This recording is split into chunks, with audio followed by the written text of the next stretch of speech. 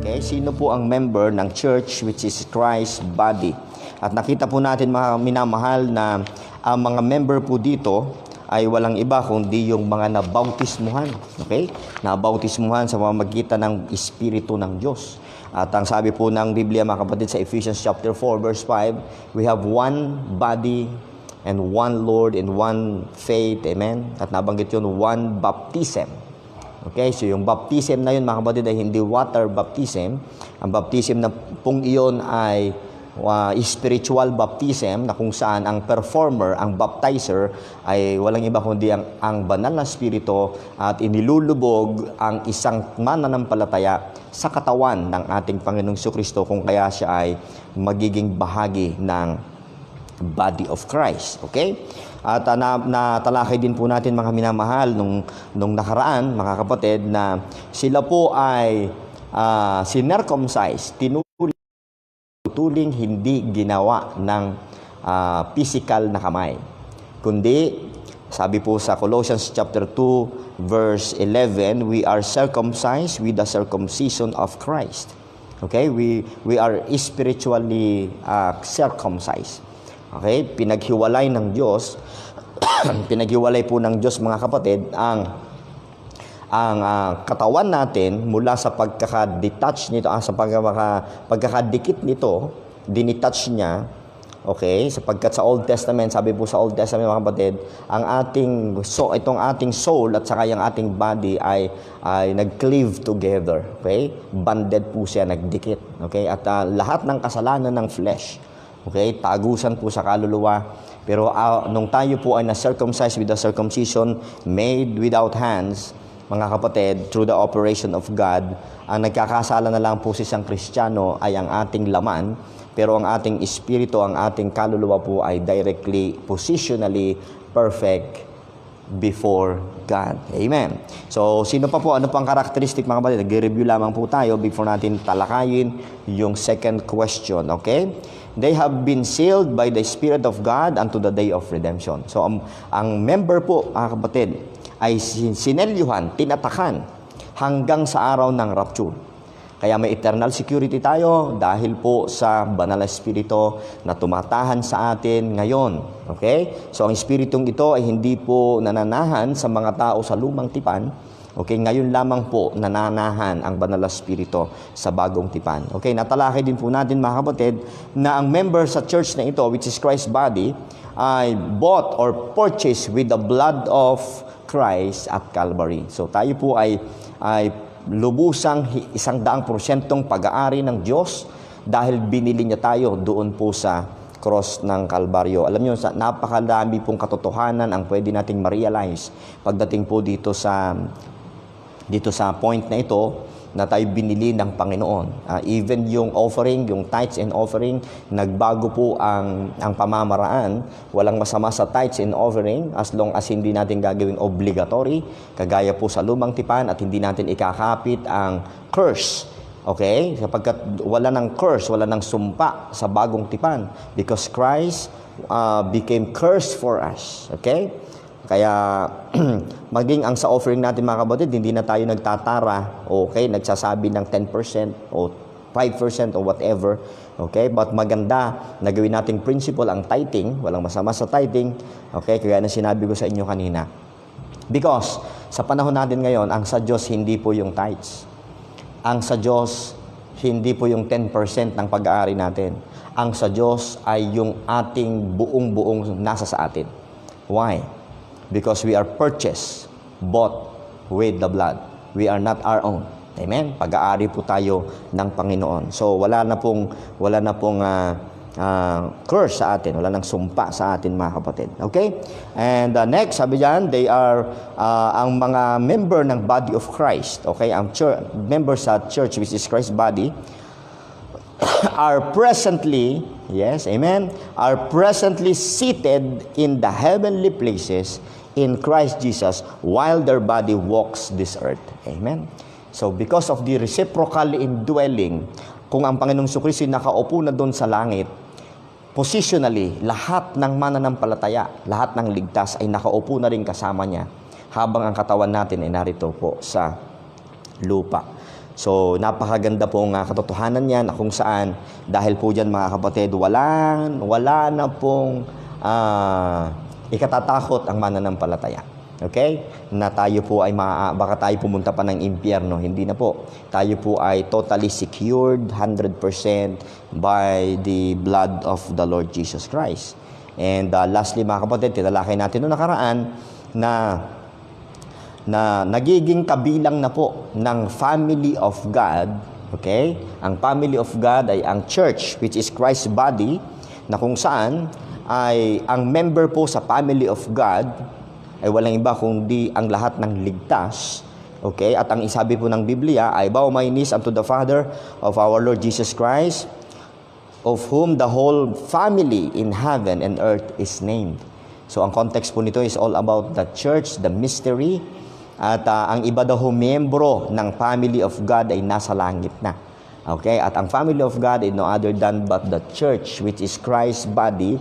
Okay? So ulitin ko po, iba po ang church, ang body of Christ sa local church. Dahil po sa body of Christ, lahat po ng member dito ligtas. Ang member po dito sa local church ay maaaring hindi po lahat ligtas. Okay? Yun po yung katotohanan doon mga minamahal. Okay. So sa hapong ito mga kapatid, ay tatalakayin po natin ang ikalawang tanong. Okay? How does one become a member? Paano po nagiging membro? Okay? Ang isang tao dito sa body of Christ.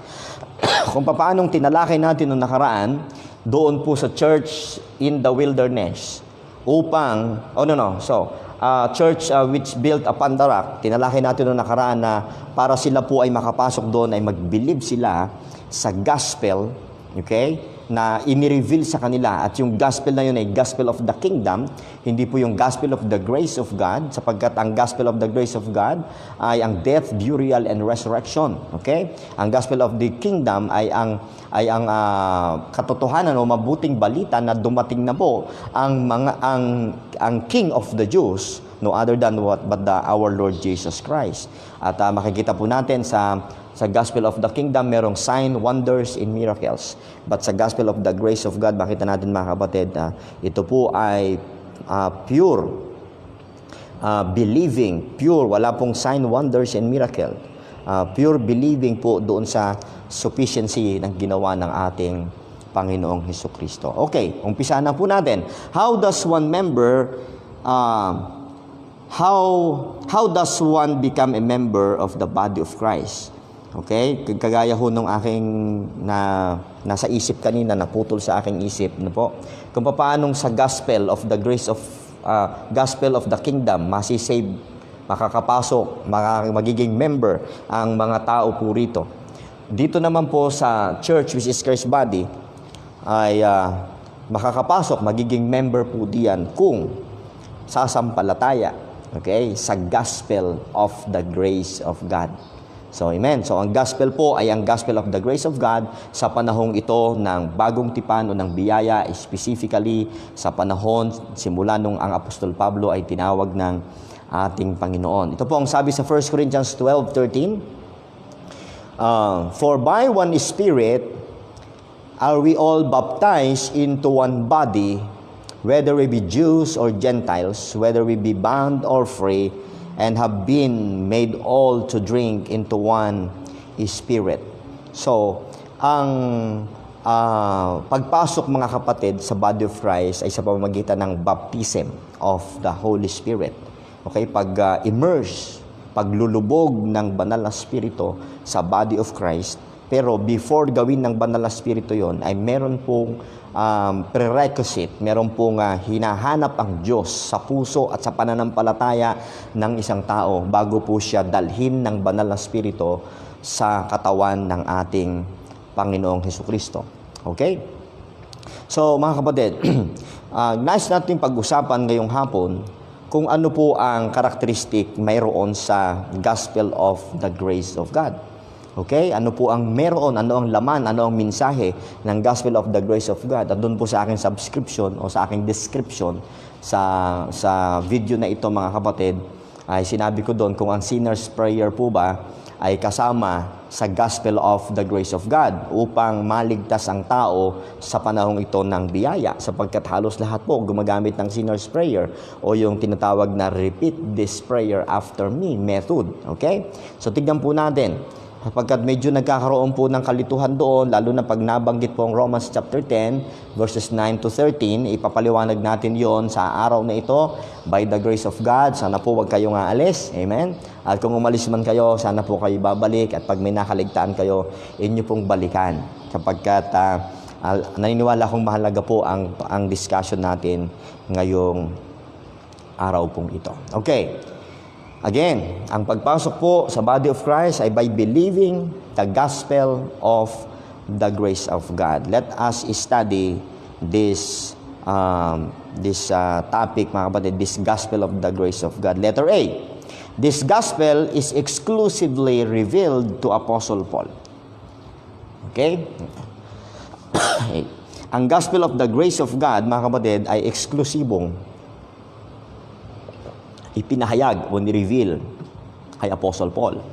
Maring iniisip nyo, Pastor, paano mangyayari yun kung ang gospel of the grace of God, ang paraan upang makapasok sa body of Christ, si Apostol Pablo naligtas lamang nung Acts 9. So paano kung sa resurrection nag-start ang body of Christ, paano napunta sa body of Christ ang mga mananampalatayang yon? Ito po, ang basis po ng pagpasok sa body of Christ before Apostle Paul, mga kapatid, ay walang iba kundi sa pamamagitan ng pagtahan o pagsiselyo o pag-indwell ng banal na spirito. Kapagkat ang Holy Spirit naman, siya yung nagbibigay ng understanding little by little, okay? Mayroong progressive revelation doon po sa mga panahon na kung si Apostol Pablo ay hindi pa ho tinawag ng Diyos o hindi pa siya naligtas. Okay? Pero right after po ng kay Apostle Paul, mga kapatid, ang pagpasok ng banal na spirito ay nakadepende sa pagsampalataya sa katotohanan ng Ebanghelyo. Yung babasahin natin mamaya sa Ephesians chapter 1, verse 13, o yung tinatawag na Gospel of Christ. Sabi ni Paul, "For I am not ashamed of the gospel of Christ, for it is the power of God unto salvation." Okay? So, but before Apostle Paul, okay, lahat ng sumasampalataya sa Panginoong Jesucristo from the book of Acts hanggang book of Acts chapter 1 hanggang Acts chapter 10, mga kapatid, kung ang gospel nila noon ay may flavor pa ng Hudyo, okay, as long as sila'y sumasampalataya sa ating Panginoong Jesucristo, okay, na siya'y binigay ng Diyos at pinatay ng mga tao at nabuhay muli at sumasampalataya tao, doon sa panahon na yun, mga kapatid, sila po ay ligtas at pasok po sila sa body of Christ. Okay? Pero, ang gospel of the grace of God ay maliwanag na itinuro lamang po sa pamamagitan ng katauhan ng ating Apostol Pablo. At tayo po ay nasa panahon, nasa bracket tayo na kung saan naibigay na po sa atin Apostol Pablo ang kanyang mga salita. Okay? Sinulat na niya ang kanyang mga letters at sinulatan tayo, at yung sinulat niya doon ay revelation from God, at hindi natin pwedeng i-despise kung ano ang kanyang sinasabi, sapagkat si Apostol Pablo po ay maliwanag na siya ang minister ng body of Christ. Okay? Hindi po ang 12 disciples, hindi si Moses, hindi po si Abraham, okay? Hindi po si Noah, mga kapatid. Hindi po ang 12 disciples, kundi si Apostol Pablo.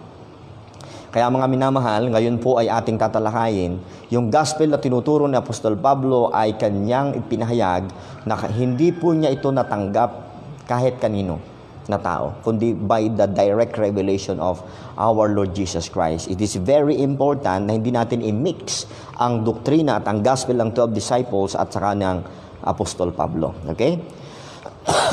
Pagpamanin po kung medyo inuubo ako dahil po sa ating panahon. Okay?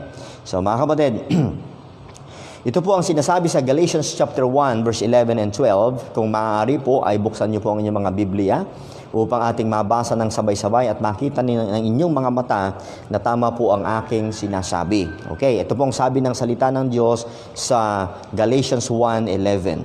Sabi ni Paul, I certify you, brethren, that the gospel which was preached of me is not after man, for I neither receive it of man. Unawain natin mabuti yung pagkakasabi po niya.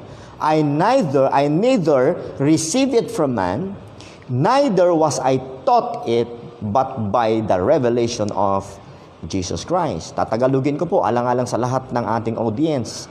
Okay? Sabi niya, ngunit ipinapatalastas ko sa inyo, pinatutunayan ko sa inyo, pinagtitibay ko sa inyo, yung word na certify, okay? Mga kapatid, na ang ibanghelyong aking ipinapangaral o ipinangaral ay hindi ayon sa tao. Okay? Verse 12. For I neither receive it of man, sapagkat hindi ko ito tinanggap sa tao. Maliwanag. Pag sinabing hindi tinanggap sa tao, yun po yun. Hindi niya tinanggapin yung message na yun, ay hindi ipinasa sa kanya ng sino man. Ano sabi? Neither was I taught it. Hindi ako tinuruan nito. Ang tinutukoy niya ay yung ibang mga tao, kagaya ni Apostol Pedro at ng 12 disciples, hindi po. But ang sabi po niya, but by the revelation of Jesus Christ. Makikita po natin sa 2 Corinthians chapter 12, meron pong sobrang daming revelation na binigay kay Apostol Pablo. Nakarating pa nga po siya sa third heaven. Dahil lang po sa pagbibigay ng revelation ni Jesus Christ sa kanya. At lahat ng revelation na yun, mga kapatid, ay hindi po galing po sa 12 disciples. May ibang calling si Apostol Pablo. Okay? Dapat mo matanggap po natin yan. Napakadami pong verses na pwede nating ibigay, but hindi po sapat ang ating panahon para po sa bagay na yan. Okay? So, letter A sa akin pong outline dito, ang gospel na to, this gospel is exclusively revealed to Apostle Paul. Okay, Galatians 1:11 and 12. Letter B, Paul called it my gospel. Okay, dahil po sa alam ni Apostol Pablo na ito ay direct revelation from God at hindi niya po ito tinanggap mula sa iba, ang tawag ni Apostol Pablo dito ay my gospel. My gospel. 3 beses po nabanggit yon, yung salitang my gospel, at ang tinutukoy niya po yung gospel na binigay sa kanya ng Panginoon, which is the gospel of the grace of God. Ito po ang sabi niya, babanggit po ako ng isa, Romans 16:25. Romans 6:25, the Bible says, now to him that is of power to establish you according to my gospel. Okay? Ang Diyos daw may kakayahang patatagin ang mga mananampalataya, sabi niya, sa pamamagitan ng ano? Okay? To establish you according to my gospel. Bakit niya si Peter wala siyang claim na sinasabi niyang my gospel at ang ibang apostle wala. Si Apostol Pablo lamang po ang nagsasabi ng my gospel.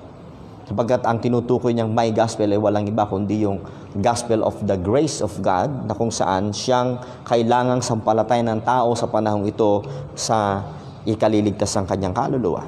Okay?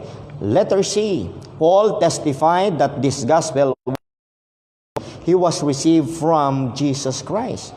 May specific ministry po ang ating Apostol Pablo na tinanggap sa ating Panginoong Jesucristo, at ang ministry pong ito ay ang ipahayag ang ebanghelyong ito, at exclusive na ang tawag sa ebanghelyong ito ay gospel of the grace of God. Ito po ang sabi niya sa Acts chapter 20 verse 24. Atin pong intindihin maigi yung pagkakabanggit ni Apostol Pablo. Okay, sabi po niya, but none of these things move me, neither count I my life dear unto myself, so that I might finish my course. Sabi niya, I count I my life dear unto myself. Tingnan niyo po yung pagbanggit niya sa kanyang sarili. My life dear unto myself, I might finish my course. Okay, with joy. And the ministry which I have received. Hindi niya sinabing we have received. So hindi niya sinasama yung 12 disciples dito. Personal niya po itong calling from God. Okay? Masabi niya, which I have received of the Lord Jesus Christ. Ano kanyang ministry na tinanggap sa Panginoong Jesucristo na dapat niyang masunod? To testify the gospel of the grace of God. Upang ipahayag, ipagpatotoo ang ebanghelyo ng biyaya ng Diyos. Iba po yan sa gospel of the kingdom. Okay? It is the gospel of the grace of God na merong kinalaman sa kanyang death, burial, and the resurrection. Okay? Kaya ito yung sinasabi niya, for the cross. Okay? The cross is the power of God unto salvation. Alam nyo, sa panahon lang ni Apostol Pablo, naunawaan ng marami, given ng 12 disciples, na ang cross pala ng Panginoon ay gospel. Mabuting balita pala yung cross. Sa panahon ni Peter, basahin niyo po ang inyong Biblia, no? Sa Acts chapter 1, 2, especially sa preaching ni Peter sa Acts chapter 2 and 3, ang cross, mga kapatid, ay shame. Hindi po good news. Hindi mabuting balita ang cross. Sa panahon po ng Acts chapter 2 and 3, ang cross po ay isang kahihiyan para sa mga Hudyo sapagkat pinatay nila ang kanilang hari. Okay? Ang gospel of circumcision, okay? Ang gospel of circumcision, which is tumutukoy sa mga Hudyo, mga kapatid, ay ang paniwalaan after the resurrection, ang tinutukoy after the resurrection, ay ang tawag po doon sa gospel na pinipreach ni Apostle Peter ay gospel of circumcision, okay? Direct pa rin sa mga Hudyo. At ang good news po sa kanila noon, si Christ ang King, okay? Pinatay siya ng mga Gentiles, negative, but God resurrected him at the third day. Yun yung good news sa kanila.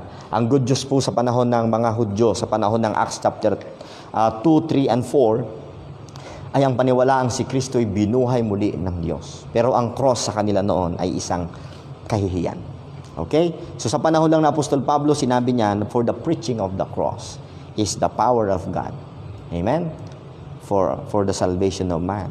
So anong pong sabi niya, mga kapatid, sa 1 Corinthians chapter 9:17. 1 Corinthians 9:17, ito pong pagkakabanggit po niya, for if I do this thing willingly, I have a reward. But if against my will, a dispensation of the gospel is committed unto me.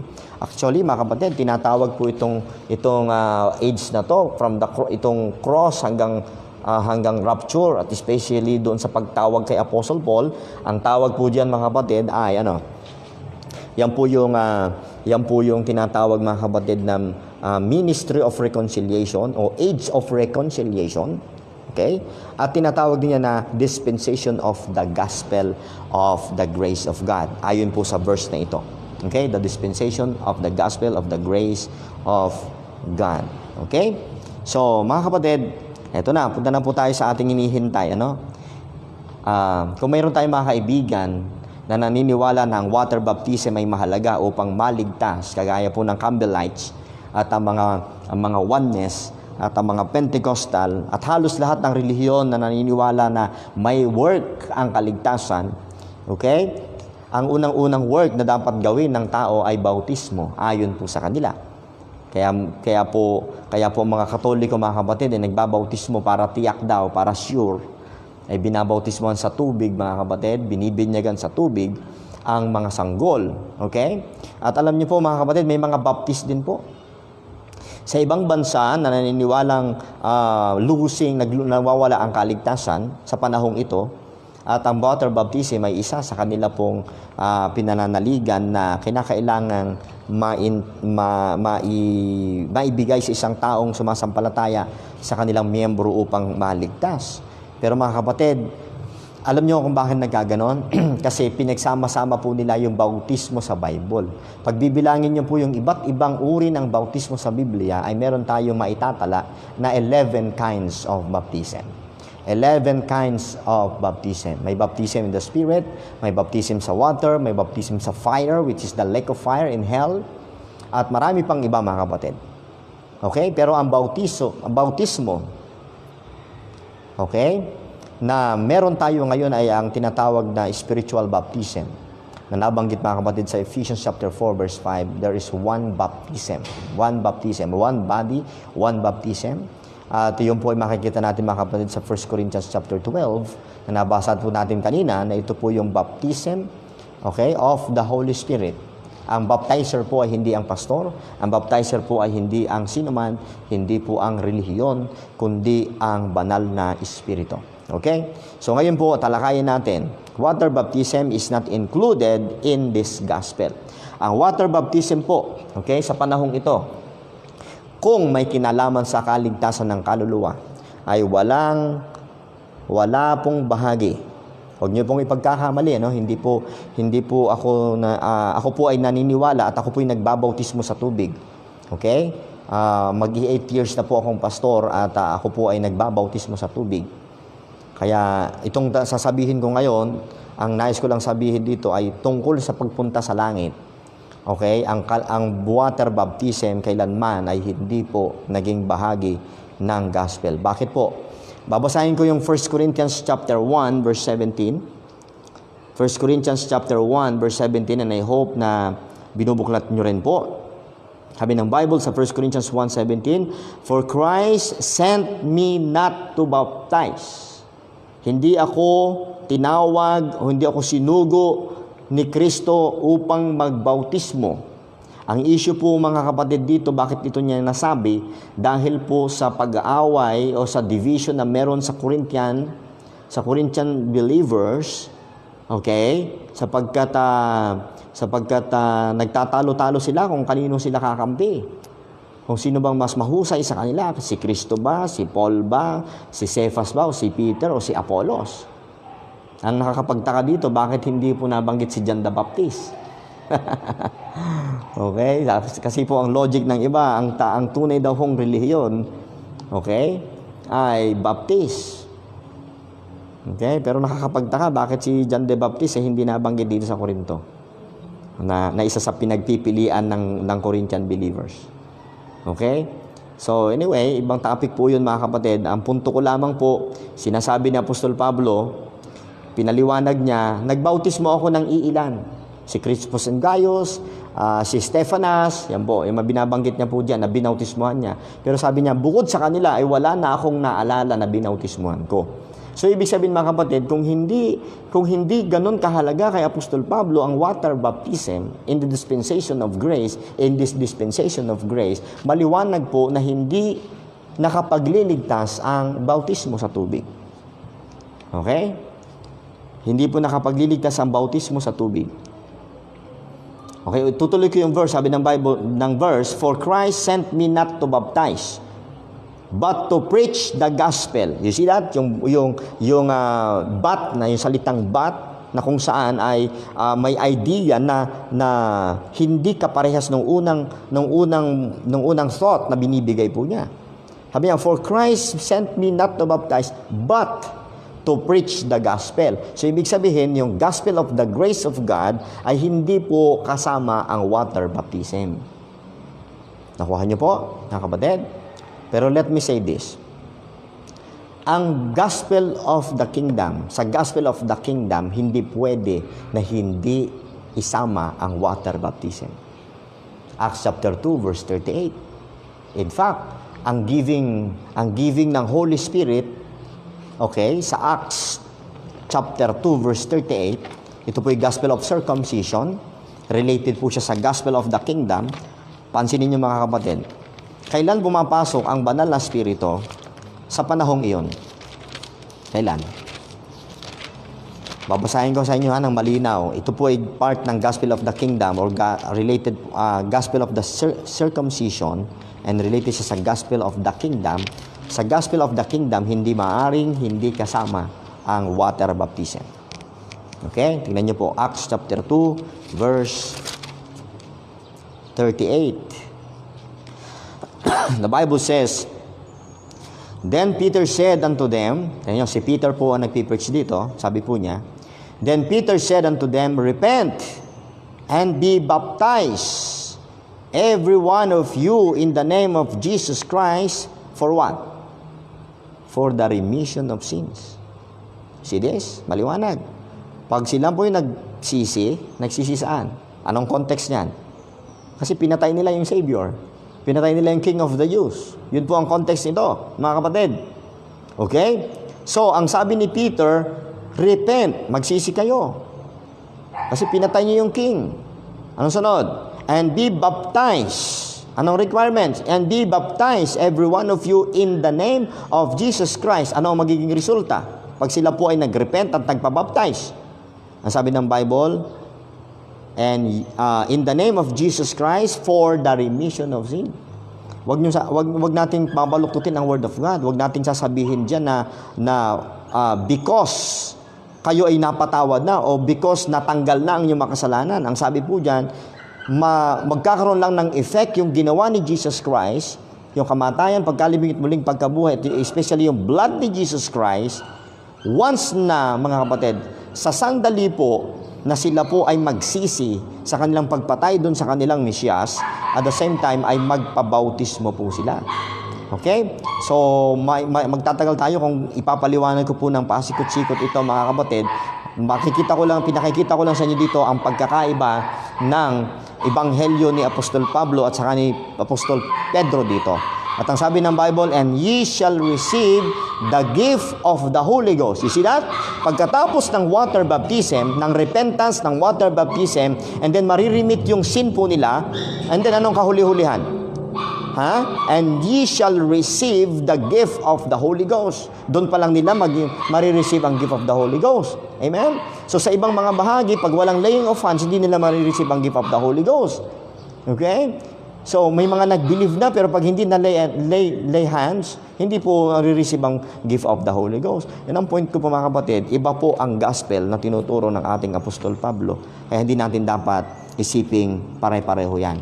Mayroon pong ibang revelation ibinigay ang Diyos kay Apostol Pablo, at yan po ay exclusive para sa atin na sa panahong ito ng biyaya, mga minamahal. So, sana po, mga kapatid, ay nagiging malinaw po sa inyo, at kung may tanong po kayo, ay welcome po ang inyong katanungan. So, nasa part ako ng water baptism is not included in this gospel. Linaw, mga kapatid, hindi po kasama ang water baptism sa gospel of the grace of God. Okay? So, itutuloy ko po yung verse na yun. Babasahin ko muli. Sabi niya, 1 Corinthians 1:17, for Christ sent me not to baptize, but to preach, not with wisdom of words, lest the cross of Christ should be made of none effect. Kaya tingnan niyo, mga kapatid, ang connected doon sa gospel of the grace of God ay yung cross. Hindi ho baptism. Amen? Kaya sablay na sablay itong mga Pentecostal na nagtuturo na sila po ay kailangan ibautismuhan upang sila maligtas. Sablay na sablay po yan. Yan po ang consequence ng hindi pagsunod sa utos na rightly divide ang word of truth. Okay? May iba't ibang tao, may Jew, Gentiles in the Church of God.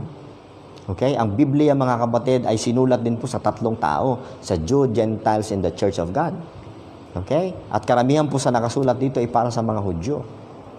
May mga promises para sa mga Hudyo na hindi pwedeng i-claim ng mga Hintil sa body of Christ. You see that, mga kapatid? Malinaw. So, next, atin pong pag-usapan, yung water baptism, tapos na. Okay? And then, letter E, sa atin pong outline, mga kapatid, sinner's prayer is not included in this gospel also. Sinner's prayer. Alam nyo kung bakit? Naging, sabi nila, hindi issue yung sinner's prayer. Pero kung mapapansin nyo, mga kapatid, kung pakikinggan nyo ng lubos ang pamamaraan ng pagpapahayag, at bago tapusin ang pagpapahayag, ay makikita nyo na parang requirements ang sinner's prayer. Okay? So, liwanagin po natin, mga kapatid, ang sinner's prayer po ba ay kasama, mga kapatid, sa Ebanghelyo upang maligtas ang isang tao? Okay? Meron po akong isang kakilala, sabi niya sa akin, para lang matiyak ko na yung anak ko ay maligtas, ay halos gabi-gabi pinasusunod ka sa panalangin. Pinasusunod ka sa sinner's prayer. O, anong ibig sabihin niya? Kasama ang sinner's prayer sa ikaliligtas para matanggap daw po yung biyaya, yung kaligtasan, kinakailangan mag-sinner's prayer o sumunod ka dun sa prayer. O, nakikinig ako sa DCS.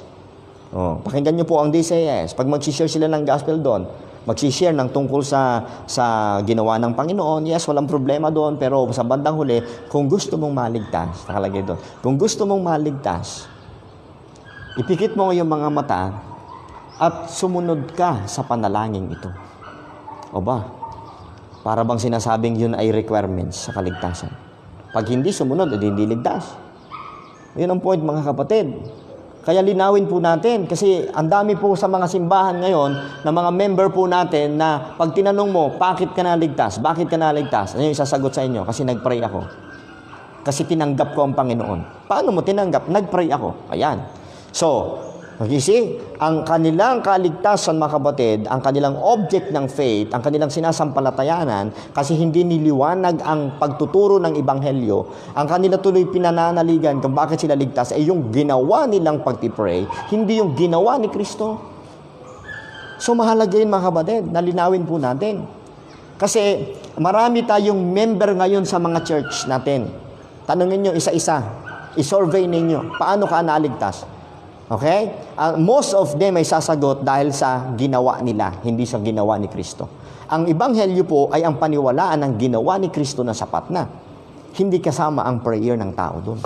Walang masama sa prayer. Pero kapag ang prayer ay naging isa o bahagi ng gospel o naging part ng gospel of the grace of God na parang hindi mo matatanggap ang kaligtasan, pag hindi ka nag-pray, delikado yan. May problema yan. Kaya marami pong mga mananampalataya ngayon, magtataka kayo. Tinanggap naman niya ang Panginoon na nag-sinner's prayer naman siya, binautisman nga niya, ang tagal niya nga sa church eh. Pero ngayon, nasa na? Pumunta kay Eli Soriano. Pumunta saan dating daan. Meron pa nga iba, bumalik sa Katoliko. You see that? Sasabihin mong ligtas yun. Hindi niya naiintindihan ang gospel. Pinasunod mo lang sa prayer, pinasunod lang natin sa prayer. Pero ang totoo nun, hindi talaga ho na-convert. Isa pang palatandaan, kapag hindi ho ligtas, laging nagdududa kung ligtas nga ba siya. Every time na siya po'y nagkakaroon ng kasalanan sa Panginoon, of course, hanggang nasa lupa pa tayo, magkakasala tayo, hindi ho makatiyak. Laging nagda-doubt. Pagka nakasama sa choir, sabihin niya, ligtas ako. Pag faithful sa soul winning, ligtas ako. Pag nagkasala, may nagkamali, sabi niya, ligtas pa kaya ako? You see that? Ang kumpiyansa niya ay wala sa performance ni Jesus Christ. Ang confidence niya ay nasa performance niya. Since na siya nag-sinner's prayer, at saka yung sinusuplayan ng kanyang patuloy na paglilingkod, at yun ang nagiging confidence niya na siya ay saved. Because hindi niya naintindihan ang gospel. Kaya maraming mga pastor, marami pong mga manggagawa ngayon sa pagmamadali, no? 1, 2, 3, repeat this prayer after me. Okay? Agad-agad pinatatanggap sa Panginoon tapos i-declare ng preacher, save ka na. Tanungin mo yung tao kung save na. Hindi ko masyado pa naiintindihan eh. Pero ipipilit ng preacher, hindi, save ka na. Ito ang mga verses. Ay, siyempre, maniniwala nga naman yung tao na save na siya kasi nakita niya na yung mga verses na save na siya. Kasi binigay lahat ng mga verses about sa eternal security. Pero yung pinaka-umpisang-umpisa na dapat niyang matutunan kung bakit siya eternally secured ay hindi na ipaliwanag sa kanya. Kaya pinanghawakan niya yung promise ng eternal security pero hindi siya saved. Kasi hindi tamang gospel, perverted gospel ang naibigay sa kanya. So wag po kayo magagalit sa akin. Tinutulungan ko po kayo sapagkat ako po ay galing sa ganyan. Napakatagal ko po galing sa ganyan. Pero mga kapatid, isa po ako sa sinasabi ko sa inyo na laging nagdududa ng kaligtasan. Ako po yun. Marami akong Bible study, nag-a-assist na ako sa pastor ko. Pero mga kapatid, lagi ako nagda-doubt. Nung naintindihan ko po na hindi sa performance ko, kundi sa performance lang ni Jesus Christ ang kaligtasan. At nung naintindihan ko ng lubos ang gospel of the grace of God, doon lamang ako nakapagpahinga. Doon lamang po nagkaroon ng kapayapaan ng puso ko na totally hindi po ako pupunta ng impyerno. Hindi na ako nagda-doubt. Yes, ang kasalanan, minsan-minsan dumadalaw, kumakatok ang multo ng old man. Pero mga minamahal, I believe God, ang Diyos nagliligtas sa isang tao sa pamamagitan lamang po ng Ebanghelyo. Okay? So mga minamahal, hindi po ito para atakihin ang aking mga kapatid at ang kapwa ko manggagawa. Suriin niyo mabuti sa Bible kung ang sinner's prayer ba ay nasa Biblia. Unang-unang tanong, sa panahon ng Apostol Pablo, hindi sa panahon po ng 12 disciples, hindi sa panahon ng before the cross. Okay? Tignan po ninyo kung mayroong. Tignan niyo po kung mayroong example ng soul winner na pagkatapos i-share ang gospel, repeat this prayer after me. Wala. Pero itanong nyo kay Google, history of sinner's prayer. Tanong nyo kay Google. I-Google nyo. Isasabihin sa inyo ni Google. Alam ni Google kung kailan nag-start ang sinner's prayer. At hindi ka dadalhin ni Google sa Bible. Dadalhin ka ni Google doon sa mga tao na naging prominente sa sinner's prayer. You see? Mga minamahal. Okay, hindi po tayo Calvinista, no? Naniniwala tayo na ang kaligtasan ay sa liberate believing or putting your faith in the finished work and the person of the Lord Jesus Christ. Mga minamahal.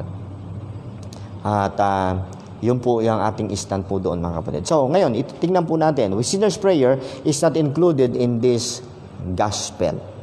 1 Corinthians 15:1 and 2. Ano sabi ng Bible? Ano yung order? Papakita ko yung order sa inyo, ha?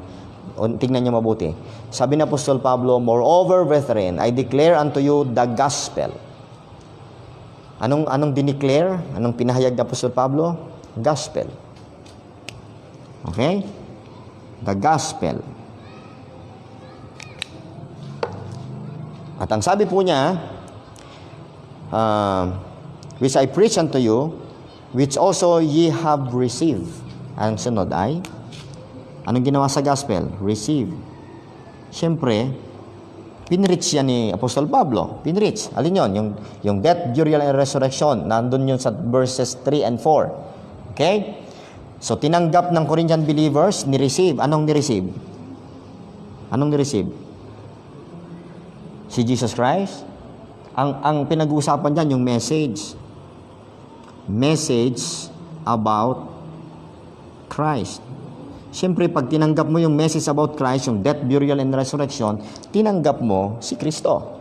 Maliwanag yun. Maliwanag yun. Hindi pwedeng paghiwalayin ang gospel of Christ, hindi pwedeng paghiwalayin ang death, burial, and resurrection sa person ni Jesus Christ. Hindi po pwedeng paghiwalayin. Pag tinanggap nila ang message about Christ, pinaniwalaan nila yung death, burial, and resurrection, at yun ay enough na para sa kaligtasan ng kanilang kaluluwa, yun po ay tinanggap nila. Now, nung tinanggap nila sa kanilang heart, anong nangyari? Tuloy natin yung verse.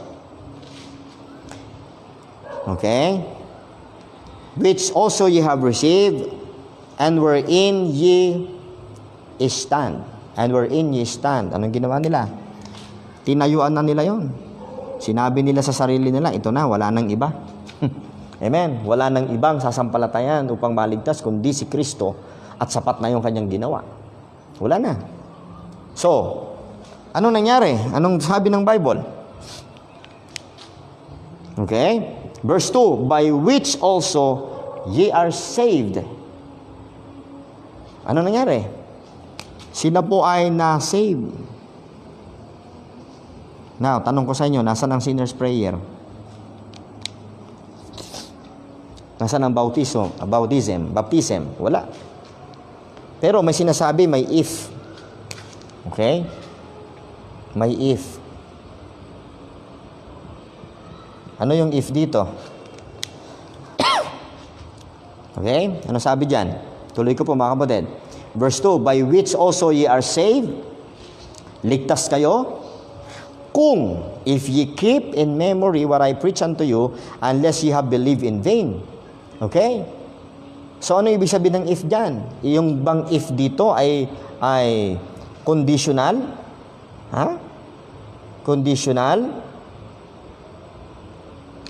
Yung if ba dito? Kung, ligtas kayo, kung, then, if you keep in memory what I preach unto you, unless you have believed in vain. So, ang if dito, mga kapatid, ay hindi po isang kondisyon, kundi ang if dito, mga kapatid, ay isang, proof. Ano ang proof na sila'y saved? If the gospel, if they really understood what Apostle Paul did preach unto them. Okay? So, ligtas ka lang, kasi baka sabi mo, naniniwala ako.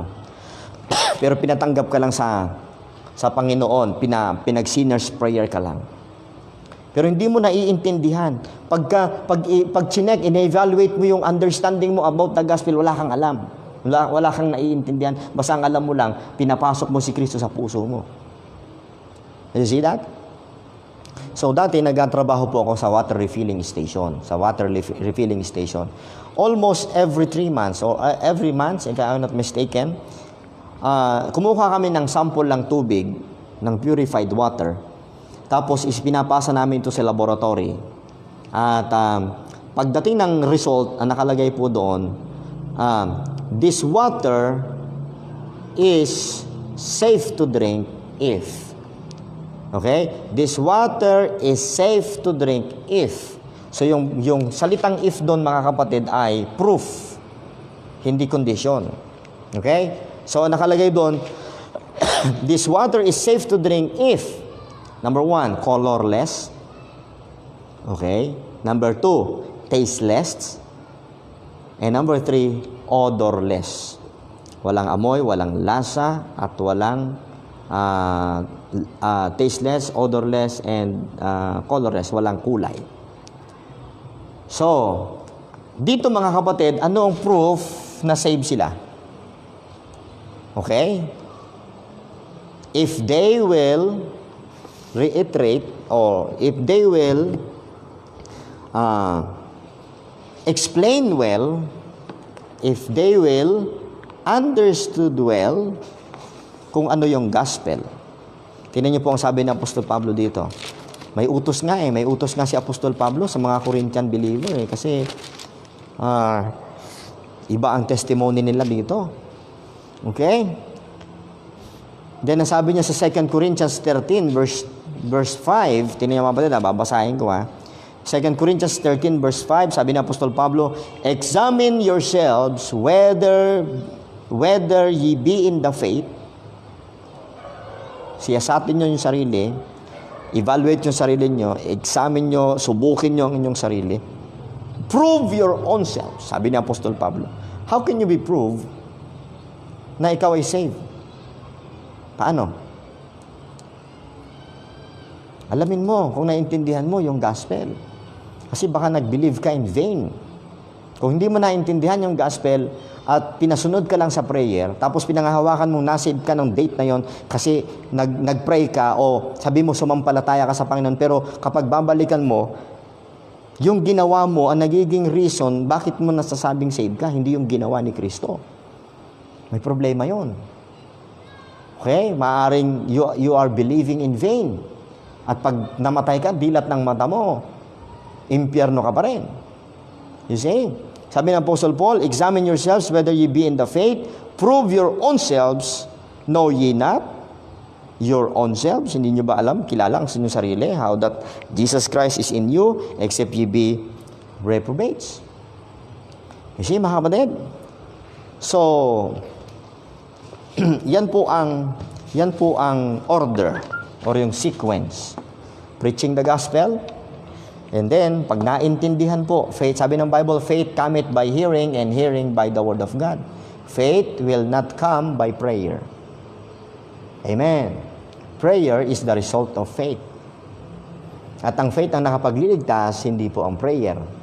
At hindi pwedeng magkasama yung dalawa na yun. Okay? So, mga minamahal. So, next, preaching the gospel, then nireceive ng isang tao, then tinayuan niya, and then ano siya? Naligtas. Sabi niya po sa Pablo, if, anong proof na save ka? If you keep in memory, kung nasa mind mo yung pinangaral ni Apostol Pablo, kung hindi mo naiintindihan yung pinangaral ni Apostol Pablo, you believe in vain. Gano'n lang po kasimple yun, mga kapatid. Okay? Now, i-discuss natin ngayong hapon, sana may oras pa ako. Okay lang sa inyo kahit hanggang alas 6 tayo, ano po? I-discuss ko ngayong hapon kung ano yung pinangahawakang verse o mga verses ng mga naniniwala na ang sinner's prayer ay mahalaga upang matanggap po ang kaligtasan. Okay? Isa na po dyan, mga kapatid. yung nasa Revelation chapter 3 verse 20. Pero hindi ko po i-discuss yun ngayon sapagkat gusto ko pag diniscuss ko po yung sinner's prayer sa specific topic na yon ay talagang lahat ng anggulo tungkol po sa sinner's prayer ay atin pong madidiscuss. Ako po ay may inakdaan po akong isang libro. Dalawa pa lang libro, yung isa po ay sinner's prayer. Okay? At yung isa naman po mga kapatid ay is repeat this prayer after me, biblical. Okay? So, yun po inakdaan ko at dalawa po yun sa mga ipinamimigay ko na 34 booklets. Hindi naman totally bigay, kundi humingi po ako ng donations para po sa printing. At sapagkat wala pa tayong sponsor para dito, mga kapatid. Ipinaliwanag ko po ng lubos doon. Okay? Pinaliwanag ko po ng lubos doon ang lahat ng pasikot-sikot at mga verses na ginagamit tungkol po sa sinner's prayer. At i-message nyo po ako, mga kapatid, and I can give that booklet sa inyo kahit po sa PDF file. Okay? Para hindi na ho kayo mamumroblema sa pagpapadala. At ako din mamumroblema sa pagpapadala sa inyo. Pero yun lamang pong booklet na yun. Okay? Sa PDF file. Sapagkat iniwasan ko po na nakunin ito ng marami sapagkat may copyright po yun at baka kung ano po ang mangyari. Okay? So sa lahat ng interesado mga kapatid, just message me. Ibibigay ko po sa inyo yung booklet tungkol po dito sa sinner's prayer. Okay? So ngayon mga kapatid, yung Revelations 3:20 na si Kristo po'y kumakatok. No? Yun po yung isa sa ginagamit na verse. Na sino mo daw magbubukas ay papasok ang Panginoon at makikisalo. At yun ang ginagamit na isang closing statement ng isang soul winner. At sabi niya, si Kristo kumakatok sa puso mo ngayon. Buksan mo. Kaya doon, laman ng kanyang prayer, Panginoon, binubuksan ko ang pintuan ng aking puso. Okay? At pinapapasok kita upang maging Panginoon at sariling tagapagligtas. Kahit na isang daang beses nyong gawin yan, mga kapatid, kung hindi mo naiintindihan ang ginawa ni Kristo at gaano kasapat yun, at wala kang magagawa sa iyong sarili, hindi ka maliligtas. Okay? Hindi ka maliligtas. Ano pa yung verse? Yung Romans 10:13, for whosoever shall call upon the name of the Lord shall be saved. Bibigyan ko po kayo mga kapatid ng clue kung bakit yan ay hindi tungkol sa sinner's prayer. Okay? Listen to this. Ang Romans 9 hanggang 11 ay tungkol sa kabigatan ni Apostol Pablo para sa kanyang mga kababayang Israelita. Okay? Ang mga kapitulong ito sa aklat ng Roma ay tinatawag na parenthetical chapters. Nasa parenthesis. Sapagkat isiningit lamang ito upang bigyang pansin ang kalagayan ng mga Hudyo sa panahon ito ng biyaya, pansinin ang unang talata sa mga kapitulong nabanggit, yung Romans chapter 9, chapter 10, and chapter 11. May mga verses akong babasahin dito mga kapatid. But before ko basahin yon, bigyan ko po kayo ng isang illustration mga kapatid. Ang Book of Romans, 1, 2, 3, 4, 5, 6, 7, 8, 9, 10, 11, 12, 13, 14, 15, and 16. Ito po mga kapatid, 9. Yan. Ito po ay may kinalaman mga kapatid sa dealing ng Diyos sa mga Hudyo. Bagaman sa chapter 10, nabanggit doon wala nang pagkakaiba, okay? Ang Jew and Gentiles, ipapaliwanag ko pa rin po sa inyo yan mga kapatid. Pero unawain po muna natin kung ano ang context. Tayo po mag-explain ng Bible according to its context. Hindi kung ano yung gusto nating palabasin mula doon sa verse. Okay? So, babasahin ko mga kapatid ang Romans chapter 9, 10, and 11 sa mga unang talata nito upang makita ninyo na yan po ay tumutukoy po sa kabigatan ng Apostol Pablo sa kanyang bansang Israel. So, na-discuss na po natin na may ibang dealing ang Diyos sa bansang Israel under sa Abrahamic Covenant. Okay? Let me read this. Verse 1, 9:1 hanggang 4, the Bible says, Yung unang bahagi lang po ng 4. And I say the truth in Christ, I lie not. My conscience also bearing me witness in the Holy Ghost. Verse 2. That I have great heaviness and continual sorrow in my heart. Verse 3. For I could wish that myself were accursed from Christ for my brethren, in the flesh yun my kinsman, according to the flesh, who are Israelites. You see? So, ang unang banggit dito sa 9 ay Israelites. Ito yung burden ni Apostol Pablo.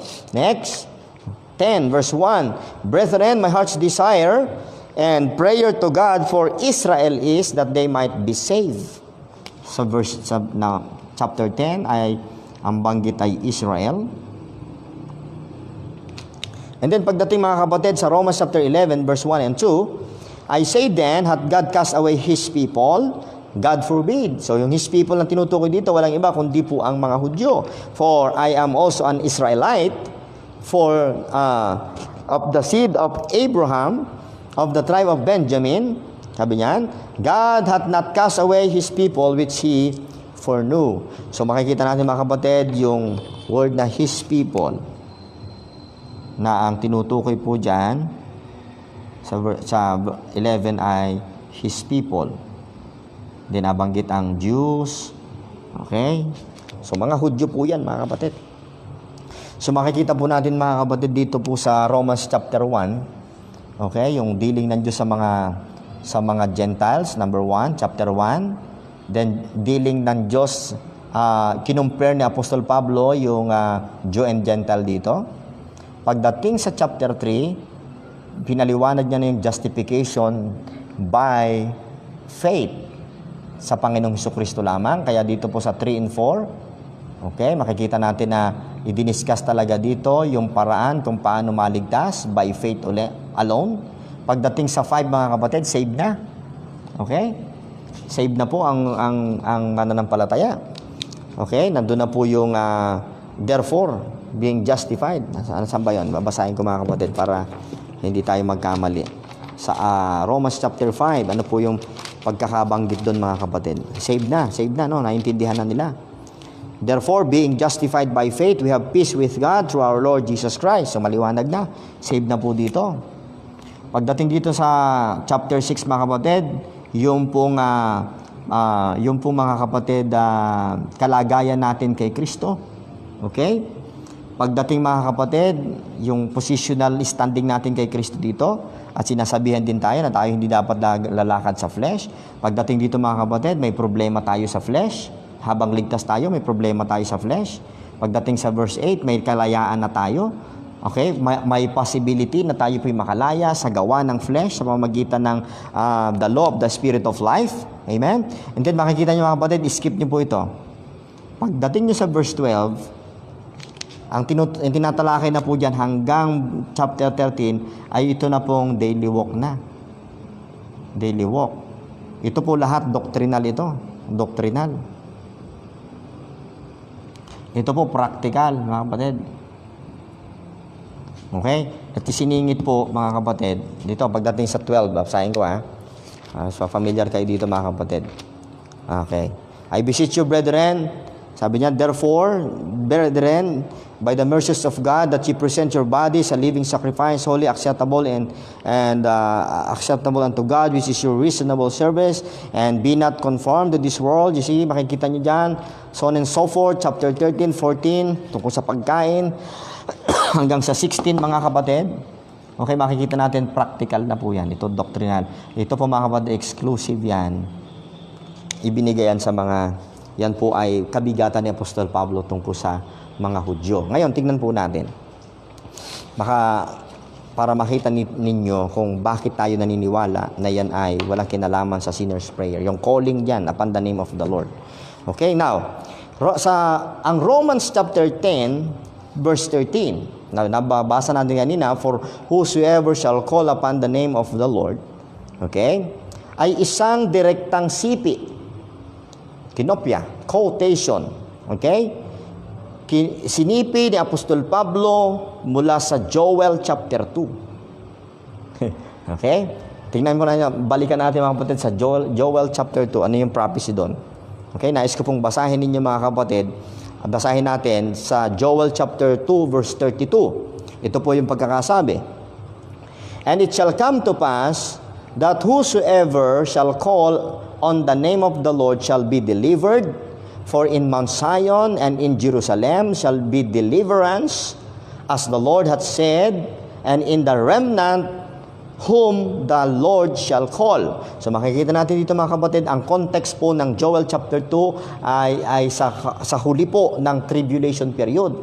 Kung may pagkakataon tayo mamaya, babasahin natin ang chapter 2 at makikita nyo po mga kapatid yung sequence kung kailan tatawag sa pangalan ng Panginoon ang mga Hudyo upang sila po ay masave from that tribulation period at makapasok sila doon po mga kapatid sa millennial kingdom. Okay? So tingnan natin na. Pagdating sa Acts chapter 2, di ba, nagkaroon po doon sa Pentecost mga kapatid, nagsalita ng iba't ibang wika yung mga tao doon at nag-pour out yung Holy Spirit sa lahat na nag-believe doon. At makikita natin mga kapatid, na nabanggit muli, binenson ni Peter yung nasa Joel chapter 2. At ito po yung mababasa natin sa Acts chapter 2 verse 21. Ito pong sabi ng Bible. And it shall come to pass that whosoever shall call on the name of the Lord shall be saved. You see that? So nabanggit ni Apostle Peter dito. Kasi Israel din po yan. Sa Joel 2, Israel po ang context noon. Sa Acts chapter 2 verse 21, ang kausap diyan at ang sinasabi diyan ni Apostle Peter, kung basahin niyo po mabuti, ang kausap niya po diyan ay ang mga Hudyo. Okay, mga kapatid? And then, makikita natin sa Romans chapter 10 verse 13, binanggit na naman ni Apostol Pablo at sabi niya, for whosoever shall call upon the name of the Lord shall be saved. At makikita natin, nasa ilalim po siya ng konteksto ng mga Israelita, kung kaya't nabanggit yan ni Apostol Pablo. Gayon pa man. Mga kapatid, ito ba'y tumutukoy sa sinner's prayer?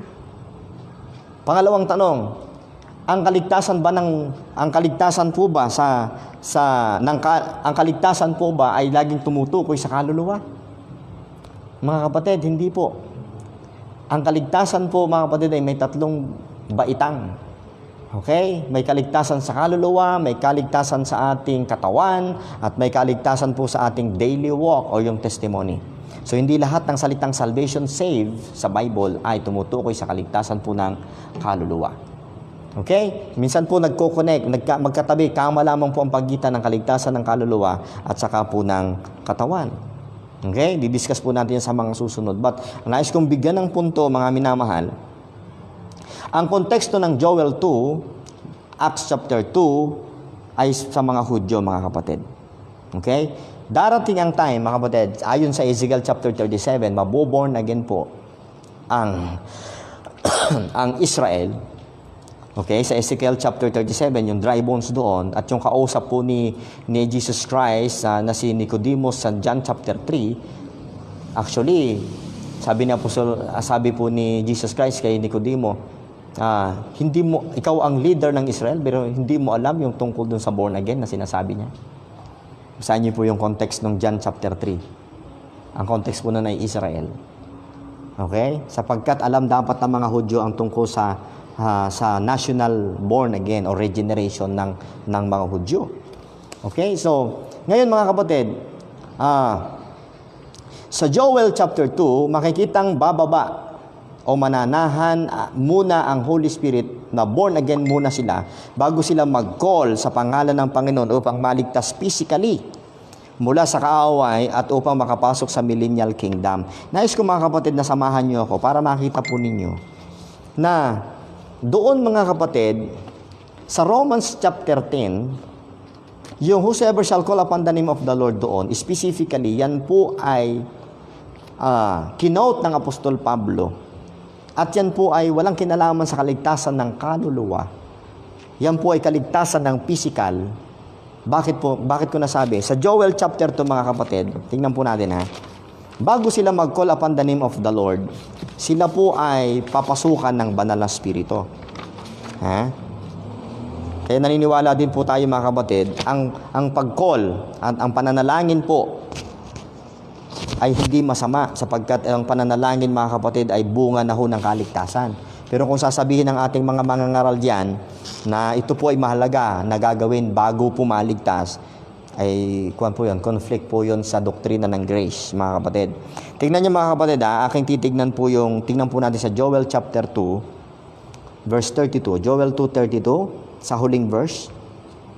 And it shall come to pass that whosoever shall call on the name of the Lord shall be delivered. Tingnan natin ang context. For in Mount Zion and in Jerusalem, lahat yan, Jews po yan, mga Hudyo po ang context yan, shall be deliverance as the Lord hath said, and in the remnant, ang remnant po yan, remnant of Israel, whom the Lord shall call. Now, tingnan po natin mga kapatid, ang akyat tayo sa taas sa mga preceding verses. Tingnan nyo sa verse 25. Babasahin ko po sa verse 25. And I will restore to you the years that the locusts had eaten, the cankerworm and the caterpillar and the palmer worm, my great army, okay, which I sent among you. Verse 26. And ye shall eat in plenty and be satisfied and praise the name of the Lord your God that hath dealt wondrously with you, and my people shall never be ashamed. Okay, ang tinutukoy po ang mga Hudyo. Verse 27, and ye shall know that I am in the midst of Israel, and that I am the Lord your God and none else, and my people shall never be ashamed. Tingnan niyo ang verse 28. And it shall come to pass afterward that I will pour out my spirit upon all flesh. Okay? And your sons and your daughters shall prophesy. Your old men shall dream dreams. Your young men shall see visions. Which is, ito yung nangyari sa Acts chapter 2. You see that? Ito yung sinasabi ni Peter, ni Apostle Peter, kinote ni Peter ito. At yung pagpasok mga kapatid, yung pagbaba ng banal na spirito, ito po yun. Okay. And then sa verse 29, and also upon the servants and upon the maidens, in those days I will pour out my spirit. You see that? So nakikita nyo na born again sila. Okay? Nationally, yung remnant na born again. Then pasok ngayon ang Great Tribulation. Tingnan nyo sa Great Tribulation. Verse 30, and I will show wonders in heavens and in the earth, blood and fire and pillars of smoke. Tribulation, mababasa natin ito sa Book of Revelation, okay? The sun shall be turned into darkness, and the moon into blood before the great and the terrible day of the Lord come. You see that? Nakita niyo po yan mga kapatid? Makikita niyo sa Matthew chapter 24 about the Great Tribulation, at makikita rin po niyan, mababasa niyo po yan ang kaganapan po niyan ay nasa Revelation chapter 6 to 19. Mga kapatid. And then tingnan niyo po sa verse 32, doon palang papasok yung calling upon the name of the Lord. Tingnan niyo. And it shall come to pass that whosoever shall call on the name of the Lord shall be delivered. So makikita niyo mga kapatid, sa verse 28, sa verse 29, may Holy Spirit na sila, na born again na po sila in the Spirit. Yung dry bones na tinatawag doon sa Ezekiel chapter 37, nandun na po yun, pumasok na yun sa kanila. And then, nandyan na yung kaaway, nandyan na po yung army, nandyan na yung Armageddon na tinatawag mga kapatid, at sabi yan, tatawag po sa pangalan ng Panginoon ang lahat ng mga Hudyo. Okay? And then the Lord will come from heaven.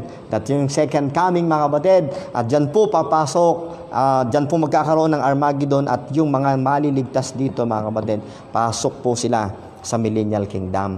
Kaya yan po, yung calling upon the name of the Lord na yan mga kapatid, ang context po niyan ay physical salvation. Okay? Hindi po soul salvation. Okay? So ngayon, ipaliwanag natin mga kapatid, yung part na ito. Tingnan po natin mga kapatid, yung Romans chapter 10.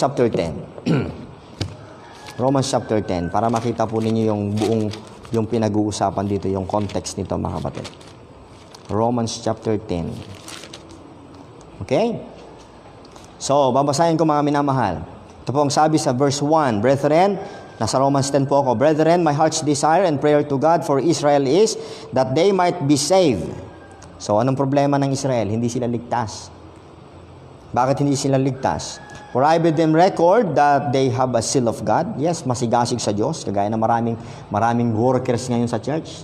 Pero hindi po naintindihan yung gospel. So, pwede palang maging masigasig sa church. Pwede palang aktibo sa church pero hindi saved, kagaya ng mga Hudyo. You see that? For I bear them record that they have the seal of God, but not according to knowledge. Verse 3, for they being ignorant of God's righteousness. Mga ignorante daw sila sa katuwiran ng Diyos. Ay siyempre, pag ignorante sa katuwiran ng Diyos, ang sabi ng Bible, and going about to establish their own righteousness. So, righteousness of God versus righteousness or own righteousness. Sabi yan, have not submitted themselves unto the righteousness of God. So lahat po mga kapatid na nagtitiwala sa kanilang mga gawa, kagaya ng mga Hudyo, kagaya ng mga religion ngayon, ay hindi nagpapasakop sa righteousness of God, which is the Lord Jesus Christ. Now, ano sabi sa verse 4? For Christ is the end of the law, for righteousness to everyone that believeth. Amen. So, Christ is the end of the law. So, sa lahat mga kapatid ng sumasampalataya, sila po ay may magkakaroon ng righteousness. You see? Kaya sabi ko sa inyo mga kapatid, ito sa Romans. Pag naintindihan mo ang Romans 3 and 4, hindi ka papasok sa Romans 10, verses 9 to 13 para maituro mo yung sinner's prayer. Dito pa lang walang nabanggit tungkol po sa calling upon the name of the Lord, mga kapatid.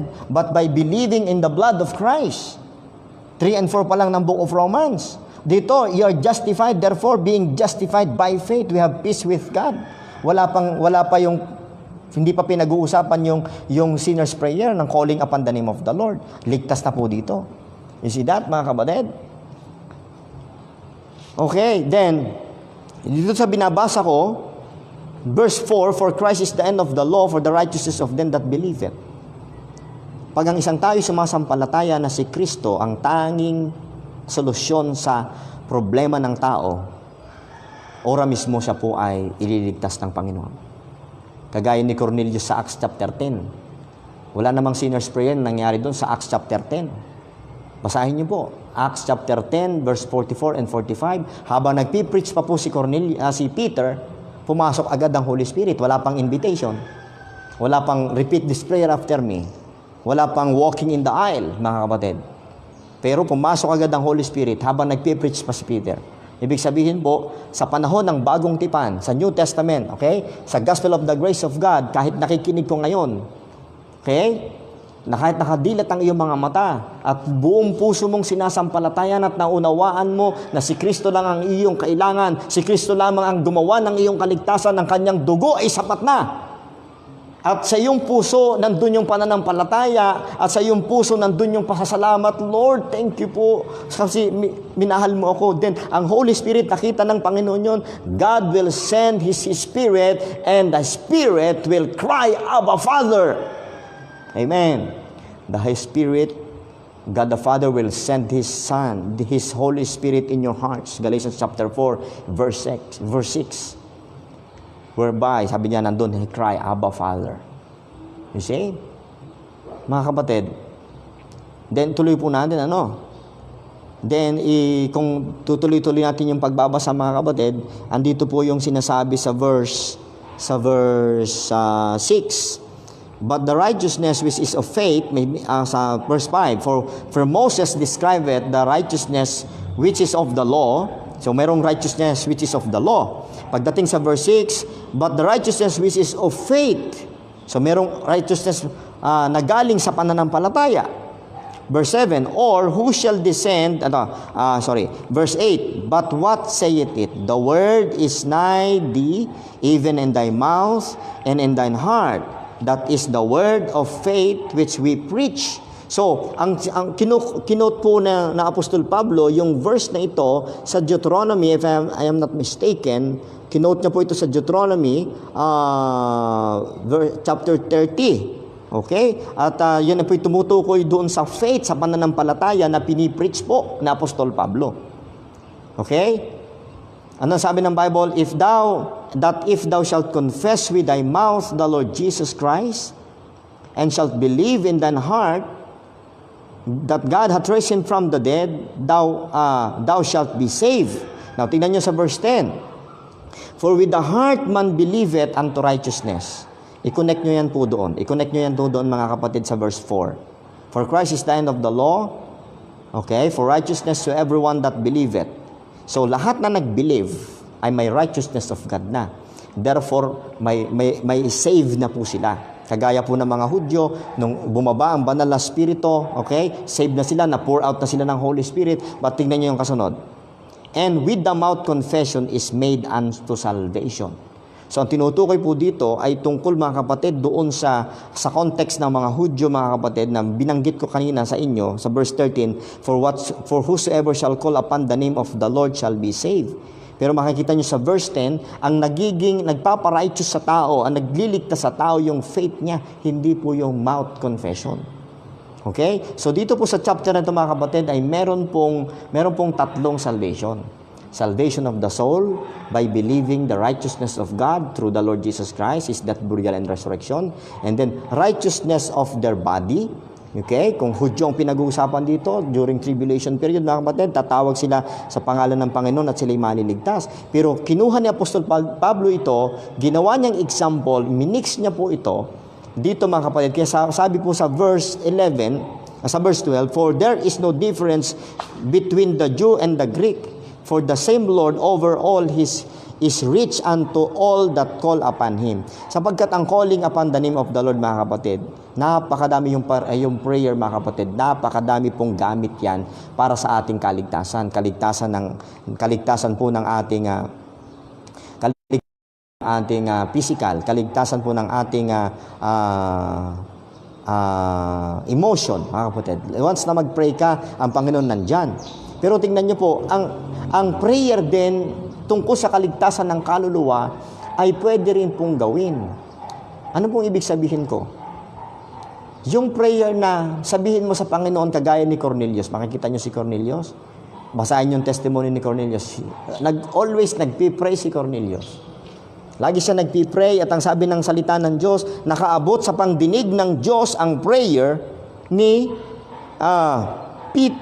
Cornelius, at nagsugo ang Diyos ng preacher upang i-preach po ang gospel, at upon believing the gospel, pumasok ang Holy Ghost kay Cornelius, mga kapatid, at doon po siya naligtas. So, walang masama na mag-pray ka. Lord, please, ituro mo sa akin ang kaligtasan, ipaliwanag mo sa akin ng lubos ang kaligtasan.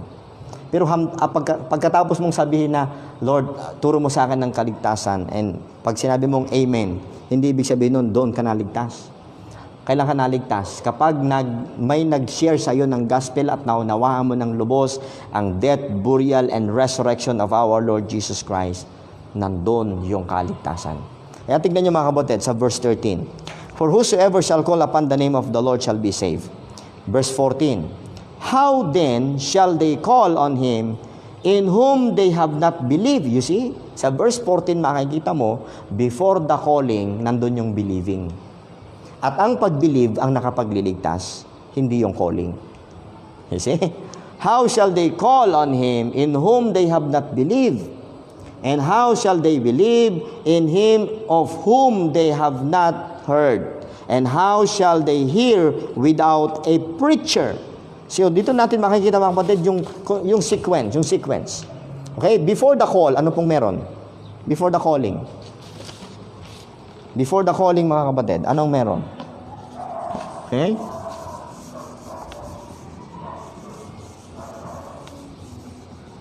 So, makikita nyo po, laging mauuna yung preaching.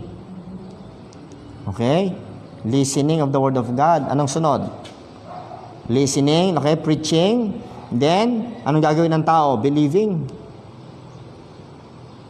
Upon believing, mga kapatid, dito po pumapasok yung sealing of the Holy Spirit. Okay? Ephesians chapter 1 verse 13 and 14. Malinaw po yan.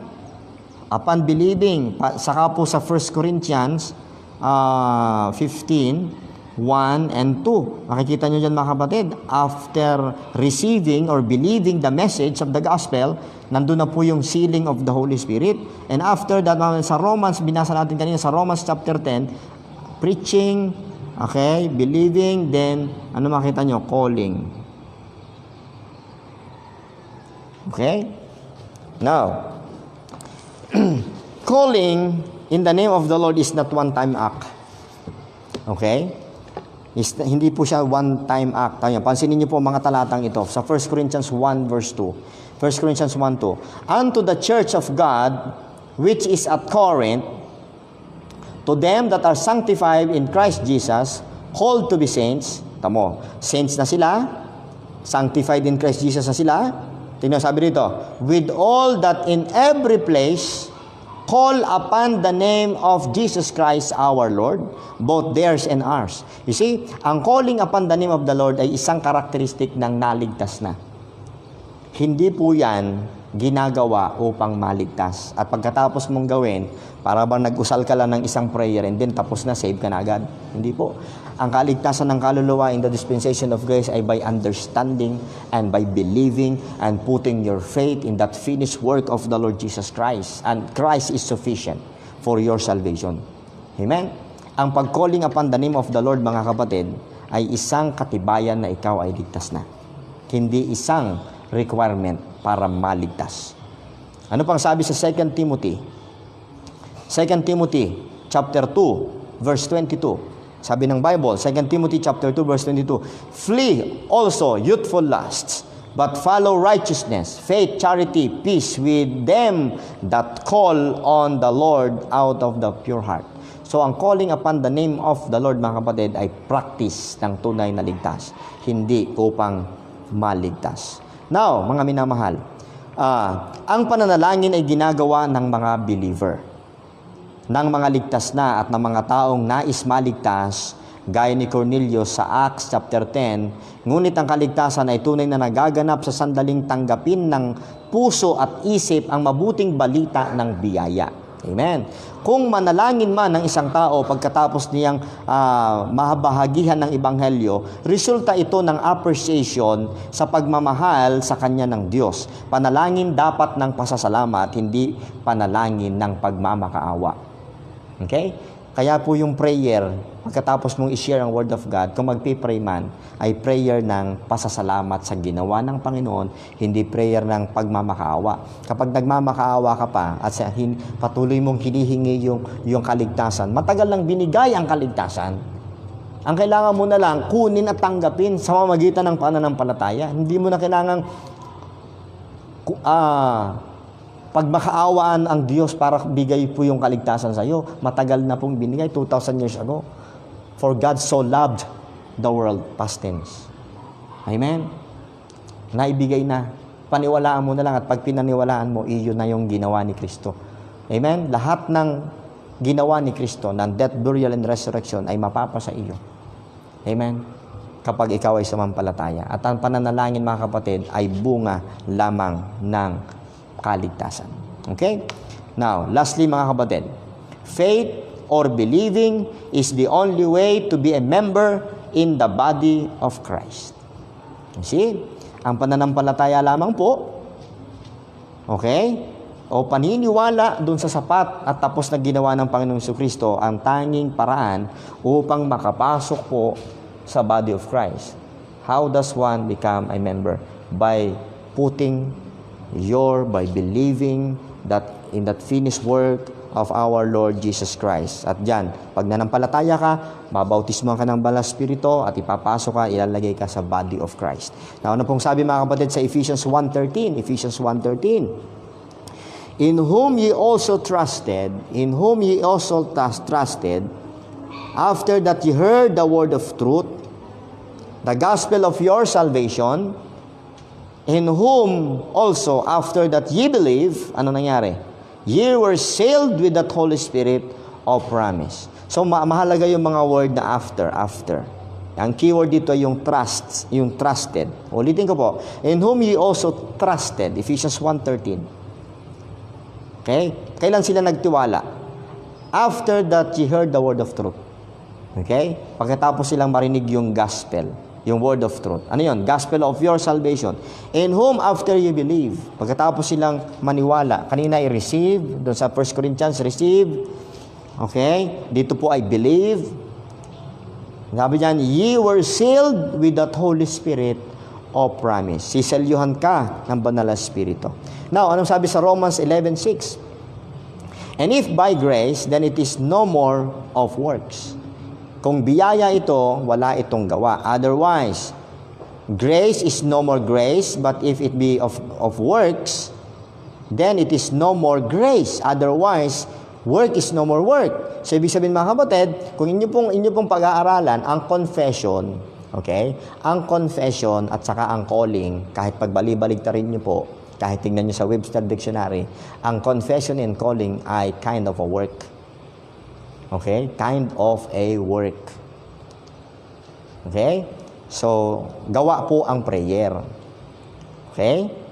Kaya kung yan ay isasama mo sa kaligtasan, sasabihin mo na part yung prayer sa kaligtasan, may ginawa kang kaunti. Okay? Ang kaligtasan po ay purong walang gawa, pananampalataya lang. Okay? Romans 4:4. Now to him that worketh is a reward not reckoned of grace.